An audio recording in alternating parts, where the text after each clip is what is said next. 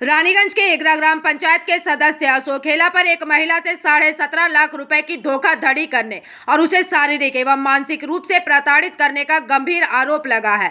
महिला का दावा है कि साहिबगंज बाईपास स्थित कुंती अपार्टमेंट में फ्लैट दिलाने के नाम पर उससे कुल 17,29,600 रुपए लिए गए। पीड़ित महिला के अनुसार चाबी मिलने के बाद से ही अशोक हेला और उसके परिवार ने उसे धमकाना और परेशान करना शुरू कर दिया। साथ ही महिला ने आरोप लगाया है कि अशोक हेला और उसके 5 अन्य परिजनों ने उसे जबरन फ्लैट से निकाल दिया, बिजली काट दी और मारपीट भी की। इतना ही नहीं, पुलिस के डर से उसके बेटे रूपक और पति के साथ भी मारपीट की गई। महिला का यह भी दावा है कि उसे धमकी दी गई थी कि प्रशासन से शिकायत करने पर कोई कार्रवाई नहीं होगी। आपको बता दें कि महिला ने 23 मार्च 2024 को अपने बेटे के साथ मारपीट का और 20 जून 2024 को अपने साथ दुराचार करने का भी आरोप लगाया। हालांकि महिला ने पहले रानीगंज थाने और फिर आसनसोल दुर्गापुर पुलिस कमिश्नरेट के महिला थाने में शिकायत दर्ज कराई है। वहीं अशोक हेला ने सभी आरोपों को झूठा बताया है। उनका दावा है कि महिला ने फ्लैट के लिए केवल 30% रकम जमा की थी और अब और पैसे न देने के लिए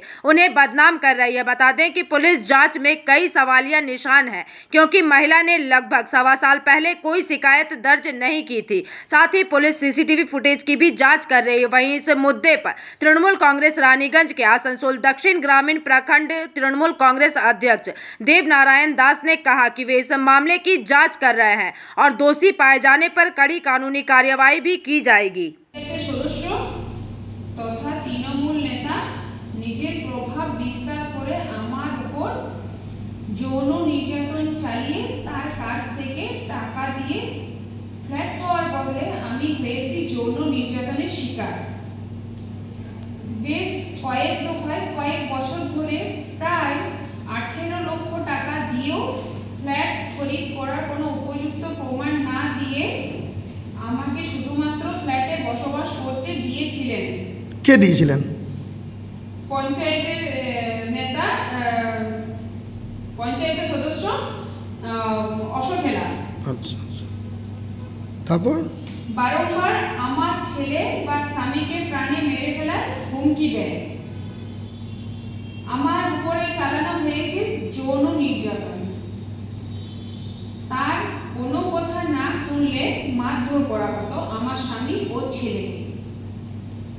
তাই আমি প্রায় এসব বলতে গিয়ে আমার বাড়ির অনুপস্থিতিতে বা আমার বাড়ির সদস্যর অনুপস্থিতিতে থাকলে আমাকে জোর করে যৌন নির্যাতনের হেনস্থা হতে বাধ্য হতো।